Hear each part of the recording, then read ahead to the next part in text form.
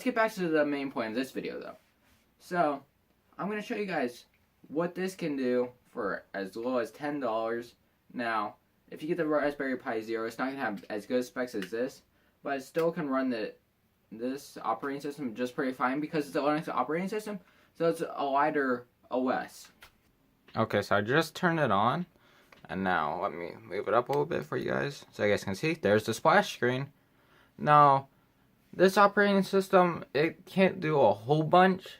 It's just made for watching videos, and it doesn't come with videos. It doesn't come with any apps. You have to download it, and you also have to torrent all of this.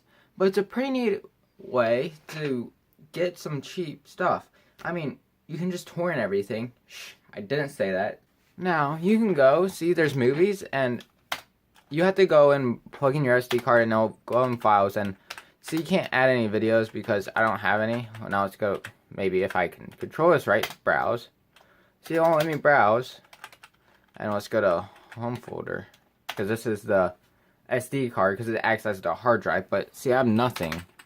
Now, you can't use the mouse. I'm just using the keyboard right now because I don't see the need of plugging in my mouse, and it works perfectly fine with just, let me move that up a little bit more for you guys. Here, why don't I just zoom out?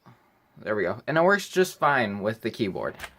But you can see, I can go down, my OSMC, that's the operating system name. It's run by Cody, but I can overclock it, but I never messed with this, but I don't see the point of this because it's just an entertainment center.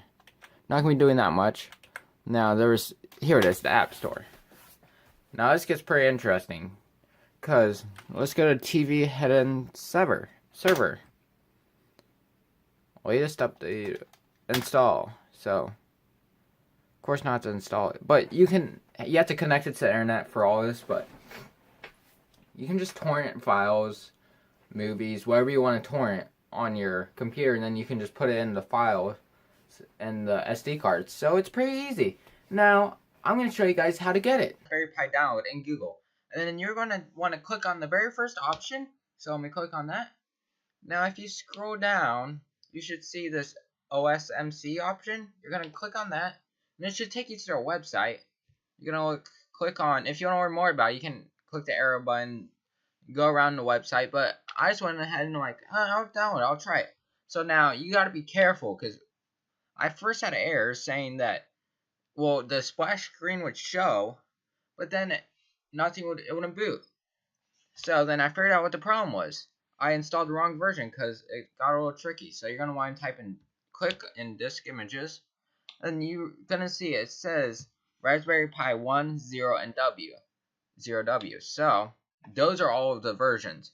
Now you should install the latest one. That's my suggestion. Then I never heard of the Vero 2 Pis. Oh no, these are something else. Never mind. My bad. But then Raspberry 2 and 3, they have their own separate one. So at first, I accidentally downloaded the very top one. So I'm like, oh, Raspberry Pi. Go and click download. Now, researching why I couldn't find this, and it figures out why I wouldn't boot and go away from the splash screen is because I installed one for the 0, not for the 2 and 3 like right here. So be careful on that, guys. And the Vero and Vero 2, that's OSMC's own systems. And then, you guys all know what the Apple TV is. I hope so. But anyway, that's how you download it. Now, when the image is done downloading, now, you're going to install something called Etcher. So, let me go back up here and type in Etcher for you. And it's right here, .io. And then, it's a way that you can burn your SD card. And it's really simple. So, I'm going to go and show you guys how to do that. So, now, let me go grab a SD card real quick. Okay, so when you first open Etcher, you're going to have to select the image, which is the ISO file you should have downloaded. Now, you're going to want to go to select image, and then you just got to find the ISO file, and then just double click on it, or click on it and hit open. Then, my SD card is already selected, but it's going to ask you to select the SD card. So, when it asks you to select the SD card, it will just pop up like this, and you'll have to click on the right drive. Then you hit continue, and then you just have to hit flash. And since there's already an operating system on this, I'm not going to hit flash. But this operating system, it only took like 5 minutes for me. Now, it's different for everybody because of the read and write speeds.